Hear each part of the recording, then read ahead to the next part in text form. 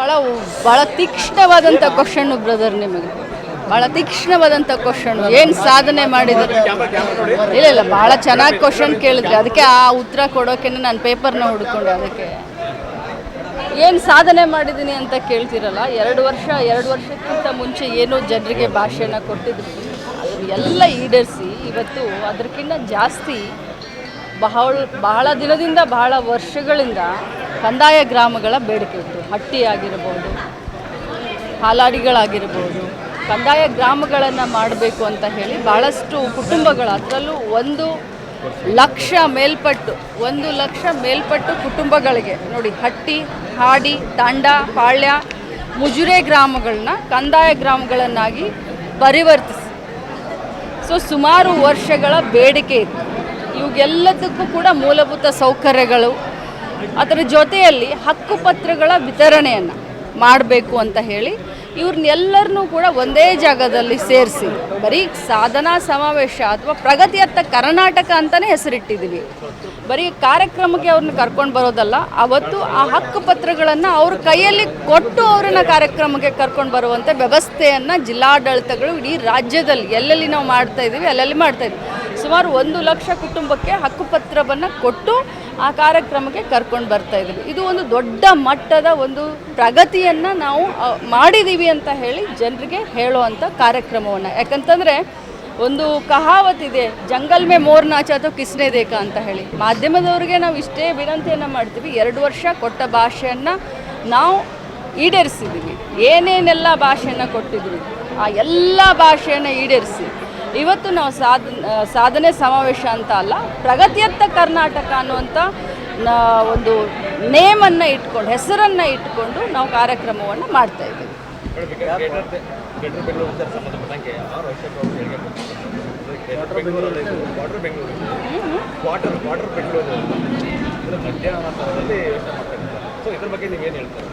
ವಿರೋಧ ಪಕ್ಷದವರು ಅವರು ಯಾವತ್ತಿದ್ರೂ ಕೂಡ ವಿರೋಧವಾಗಿಯೇ ಮಾತನಾಡ್ತಾರೆ. ಅವರ ಕಮಾಲೆ ಕಣ್ಣು. ಈಗ ಕಮಾಲೆ ಕಣ್ಣಿಗೆ ಗ್ರೇಟರ್ ಅನ್ನುವಂಥ ವರ್ಡು, ಕ್ವಾರ್ಟರ್ ಅನ್ನುವಂಥ ವರ್ಡು, ಅದಕ್ಕೆ ವ್ಯತ್ಯಾಸ ಬೇಕು. ಬುದ್ಧಿವಂತರು ಅಶೋಕನ್ನ ಅಂತ ತಿಳ್ಕೊಂಡಿದ್ದೆ, ಇಷ್ಟು ಮಾತ್ರ ಹೇಳ್ಬೋದು.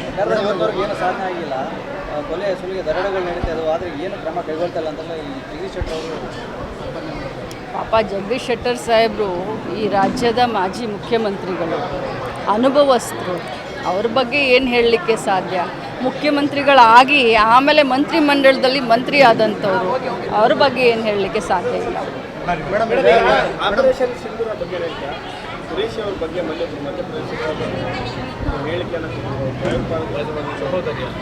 ಅದನ್ನು ಕಟುವಾಗಿ ಟೀಕಿಸ್ತೀನಿ. ಇಂಥ ಒಂದು ಮನಸ್ಮೃತಿ ಇರುವಂಥ ಇಂಥ ಒಂದು ಗಂಡಸರಿಗೆ, ಇಂಥ ಒಂದು ರಾಜಕಾರಣಿಗಳಿಗೆ ಧಿಕ್ಕಾರ ಅಂತ ಹೇಳಲಿಕ್ಕೆ ಬಯಸ್ತೀನಿ. ಆಪರೇಷನ್ ಸಿಂಧೂರ ಇರಲಿ, ಕಷ್ಟ ಕಾಲದಲ್ಲಿ ಕಾಂಗ್ರೆಸ್ ಪಕ್ಷ ಮೇಲಿನಿಂದ ಹಿಡ್ಕೊಂಡು ಕೆಳಗಿನವರೆಗೂ ಕೂಡ ಸರ್ಕಾರದ ಜೊತೆ ಇರ್ತೀವಿ ಅಂತ ನಮ್ಮ ಅಗ್ರಗಣ್ಯ ನಾಯಕರು ಹೇಳಿದ್ದಾರೆ. ಅದನ್ನು ನಾನು ಕೂಡ ಪುನರುಚ್ಚಾರ ಮಾಡ್ತೀನಿ.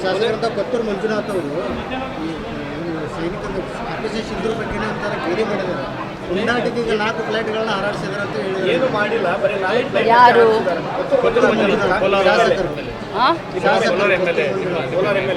ನೋಡಿ, ನಾನು ಒಂದೇ ಮಾತನ್ನು ಹೇಳ್ತೀನಿ, ಅದನ್ನು ಅವ್ರ ಹತ್ರ ನೀವು ಯಾಕೆ ಆ ರೀತಿ ಮಾತಾಡಿದೆ, ಯಾಕಂದರೆ ನಾನು ಅದನ್ನು ನೋಡಲ್ಲ, ನಾನು ಅದಕ್ಕೆ ಏನೂ ರಿಯಾಕ್ಟ್ ಮಾಡಲ್ಲ. ಬಟ್ ಒಂದು ಮಾತನ್ನು ಹೇಳ್ತೀನಿ, ನಾನು ಯಾರೇ ಆಗಲಿ, ನಾನು ಒಂದು ಮಾತು ಹೇಳ್ತಾ ಇದ್ದೀನಿ,